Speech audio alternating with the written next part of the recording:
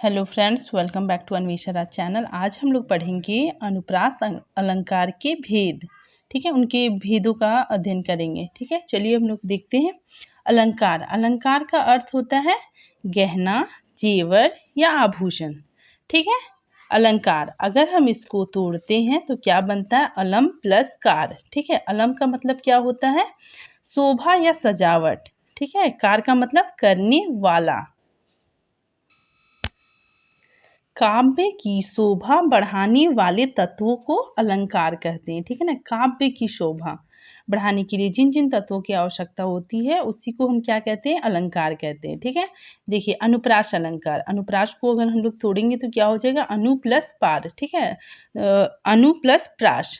अनु का मतलब होता है बार बार। ठीक है, वर्ण, और प्रास का मतलब वर्ण से, मतलब कई बार, सॉरी, कोई वर्ण बार बार आता हो। ठीक ना, मतलब कोई भी वर्ण बार बार, मतलब अनुप्रास अलंकार में क्या होता है ना कि वर्णों की आवृत्ति होती है। ठीक है, इसीलिए मैंने यहाँ पे लिखा है कि जब एक ही वर्ण की आवृत्ति लगातार कई बार होती है, मतलब एक ही वर्ण बार बार आए तो वहां पे अनुप्रास अलंकार होता है।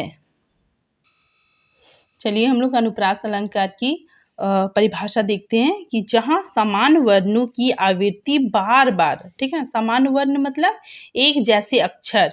ठीक है, जहाँ समान वर्णों की आवृत्ति बार बार होती है वहाँ अनुप्रास अलंकार होता है। ठीक है, जैसे उदाहरण देखिए, तरनी तनुजा तट तमाल तरवर बहु छाए। ठीक है ना, तो यहाँ पे क्या आ रहा है ना, त मतलब ये त वर्ण की आवृत्ति बार बार हो रही है, तो यहाँ पे क्या हो जाएगा? अनुप्रास अलंकार। ठीक है, अब हम लोग अनुप्रास अलंकार के भेदों को पढ़ेंगे। ठीक है, तो अनुप्रास अलंकार के कितने भेद होते हैं? टोटल 5 होते हैं। ठीक है, कौन कौन होते हैं? देखिए, छेका अनुप्रास। ठीक है, पहला क्या होता है? छेका अनुप्रास। इसमें क्या होता है ना कि एक वर्ण 2 बार आता है। ठीक है, मतलब एक ही वर्ण 2 बार आता है तो वहाँ पे छेका अनुप्रास होता है। ठीक है, नेक्स्ट देखिए, वृत्त्या अनुप्रास।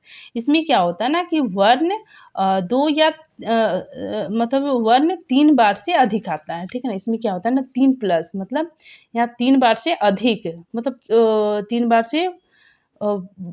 बार से अधिक वर्ण आते हैं तो वहाँ पे क्या हो जाएगा? वृत्त्या अनुप्रास। ठीक है ना, वृत्त्या का मतलब होता है वृत्त, मतलब बार बार जो वर्ण की आवृत्ति होगी वही वहाँ पे वृत्त्या अनुप्रास होगा। उसके बाद देखिए लाटा अनुप्रास। इसमें क्या होता है ना कि इसमें वाक्य या उपवाक्य की आवृत्ति होती है, मतलब इसमें तो वर्ण आ रहा था ये सारे में, और इसमें क्या होता है ना लाटा अनुप्रास में यहाँ पे वाक्य, पूरा वाक्य ही आ जाता है। ठीक है ना, वाक्य या उपवाक्य की आवृत्ति हो जाती है। ठीक है, फिर नेक्स्ट देखिए, अंत्य अनुप्रास। इसमें इसको अगर हम तोड़ेंगे तो अंत्य प्लस अनुप्रास, इसका मतलब क्या होता है ना कि अंतिम वर्ण, जो अंतिम वाला अक्षर होता है, अंतिम वर्ण होता है, वो क्या होता है ना, रिपीट होता है। ठीक है, इसमें क्या होता है ना कि तुकांत कविता जैसे लिखा जाता है, उसमें जो अंतिम वर्ण जो मतलब रिपीट होता है, उसी को यहाँ उसी चीज का यहाँ पे होता है, तो ये क्या हो जाएगा? अंत्य अनुप्रास। ठीक है, नेक्स्ट देखिए श्रुत्य अनुप्रास। इसमें क्या होता है ना, किसी एक ही स्थान से उच्चारित होने वाले वर्ण की आवृत्ति होती है। ठीक है ना, मतलब इसमें जो वर्ण होते हैं, जो हम लोग वर्ण का उच्चारण करते हैं कंठ, तालु, मूर्धा से, तो वर्ण मतलब जो एक ही वर्ग से उच्चारित होता है। ठीक है, तो उसी को यहाँ पे श्रुत्य अनुप्रास होगा। ठीक है, मोस्टली यहाँ पे त वर्ग से होता है। ठीक है ना, तो इसको हम आगे बहुत अच्छे से समझाएंगे। चलिए हम लोग सबसे पहले पढ़ना स्टार्ट करते हैं छेका अनुप्रास। इसमें क्या होता है ना कि जब एक या अनेक वर्ण, ठीक है, मतलब एक या अनेक वर्ण की आवृत्ति एक बार होती है, मतलब आवृत्ति कितनी बार होगी? एक बार होगी। ठीक है, और वर्ण 2 बार आएंगे। वर्ण क्या होगा? 2 बार आएंगे। ठीक है, पहले इसके एग्जाम्पल को देखते हैं, उसके बाद ही समझ में आएगा। ठीक है, चलिए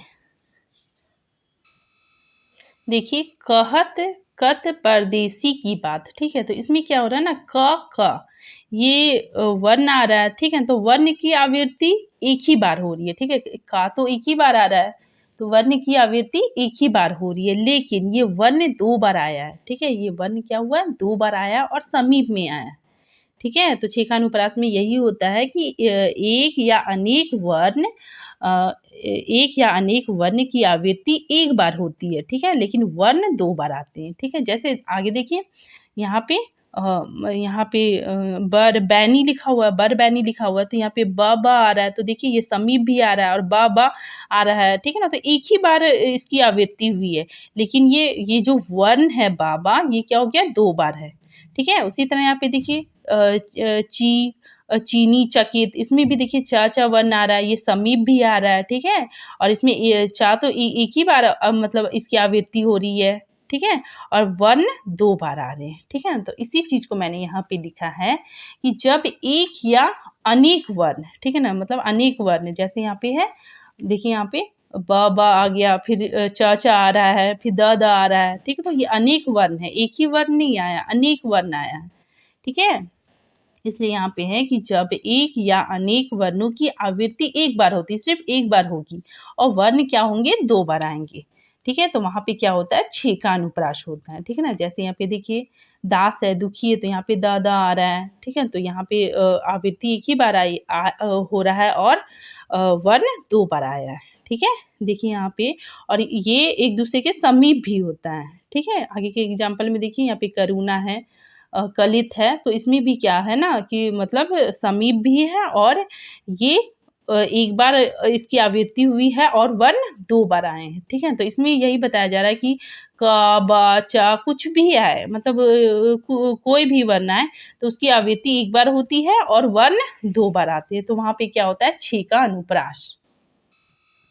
नेक्स्ट देखिए वृत्यानुप्रास, ये बहुत ईजी है, ठीक है। यहाँ पे एक वर्ण की आवृत्ति अनेक बार हो, मतलब बहुत बार हो, इसके नाम से पता चल रहा है। वृत्यानुप्रास मतलब वृत्त, मतलब एक से बहुत बार, अनेकों बार इसका मतलब इसकी आवृत्ति हो, मतलब बहुत बार आ सकता है, ठीक है ना। वर्ण 2 बार या 2 बार से अधिक, जितना चाहे उतनी बार ये आ सकता है, तो वहाँ पे क्या हो जाएगा, वृत्यानुप्रास, ठीक है। जैसे इसके एग्जाम्पल देखिए, तरनी तनुजा तट तमाल तरुवर बहुछाए, ठीक है। तो यहाँ पे त वर्ण की आवृत्ति हुई, देखिए 1 2 3 4 5, यहाँ पे मतलब 5 बार आया, तो यहाँ पे क्या हो जाएगा, वृत्यानुप्रास, ठीक है। मतलब अनेकों बार वर्ण की आवृत्ति होती है इसमें, ठीक है। नेक्स्ट एग्जाम्पल देखिए, चारू चंद्र की चंचल किरणें खेल रही है जल थल में, तो यहाँ भी च वर्ण की आवृत्ति हो रही है, देखिए यहाँ पे 3 बार आ गया, तो यहाँ पे वृत्यानुप्रास, ठीक है। तो इसी तरह इसमें देखिए यहाँ पे क आ रहा है, तो इसमें भी क्या हो रहा है, वृत्यानुप्रास, ठीक है। इसमें भी देखिए भ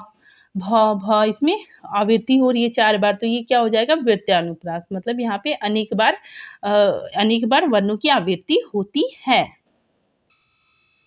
नेक्स्ट देखिए लाटानुप्रास, इसमें क्या होता है ना कि वाक्य उपवाक्य खंड की आवृत्ति होती है। आवृत्ति मतलब होता है फिर से आना, ठीक है, अगेन, ठीक है। तो इसमें लाटानुप्रास में क्या होता है ना, पूरा वाक्य ही से मतलब आ जाता है, वाक्य या उपवाक्य या खंड की आवृत्ति हो जाती है, ठीक है। देखिए इसकी परिभाषा कि जब किसी पंक्ति में किसी वाक्य या उपवाक्य की आवृत्ति हो, किंतु उनके शब्दों के अर्थ तो वही है, मतलब शब्द का जो अर्थ होता है वो तो सेम ही रहता है, ठीक है, पर उनके मूल अर्थ, उसका जो मूल अर्थ अगर हम देखेंगे, अगर हम उसका अन्वय करेंगे, अगर हम उसका मूल अर्थ निकालेंगे, तो उसमें क्या हो जाता है, परिवर्तन हो जाता है, ठीक है ना। तो उसी को हम लोग लाटानुप्रास कहते हैं।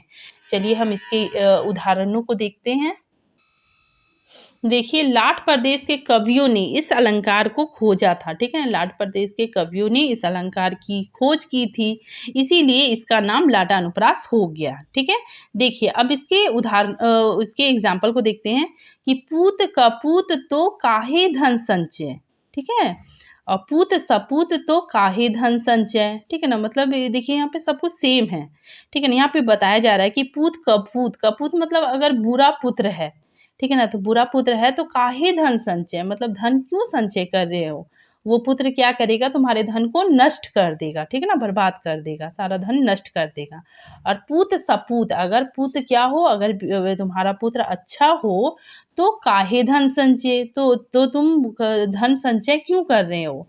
अगर तुम्हारा जो पुत्र है अगर वो अच्छा है तो वो अपने लिए धन कमा लेगा, ठीक है, वो अपने लिए धन कमा लेगा, बहुत सारा धन कमा लेगा, ठीक है। तो इसमें देखिए सब कुछ पूत तो काहे, धन, संचय सबका मीनिंग वही है, ठीक है ना। यहाँ पे सिर्फ थोड़ा सा अंतर है क और सा में, ठीक है। तो इसमें थोड़ा सा अंतर है, तो ये दोनों का मतलब ये दोनों का मतलब मूल अर्थ है में परिवर्तन आ जाता है। सब कुछ सेम होते हुए भी क्या हो जाता है ना कि इसका जो मूल अर्थ है, इसका जो भाव है वो चेंज हो जाता है, ठीक है। सब कुछ सेम, देखिए वर्ड्स वगैरह का सब कुछ सेम होने के बावजूद भी इसका जो भाव है, ठीक है, इसका जो भाव है वो क्या हो जाता है, भिन्न हो जाता है, अलग हो जाता है, ठीक है। नेक्स्ट उदाहरण देखिए, पिया निकट जाके नहीं घाम चांदनी ताहे, ठीक है।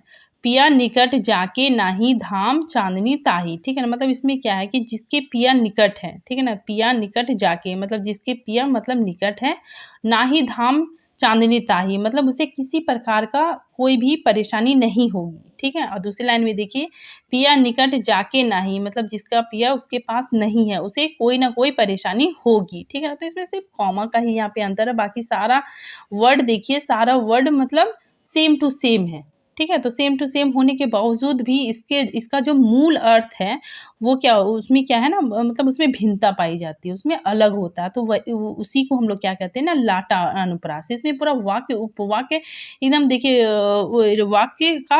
वाक्य पूरा सेम टू सेम हो जाता है, ठीक है। लेकिन इसका जो मूल अर्थ होता है वो क्या होता है, मूल अर्थ में चेंज हो जाता है, ठीक है ना। शब्द मतलब सेम ही होता है, लेकिन इसका जो मूल अर्थ होता है उसमें क्या हो जाता है, चेंज हो जाता है। तो वहीं पे क्या होता है, लाटा अनुप्रास।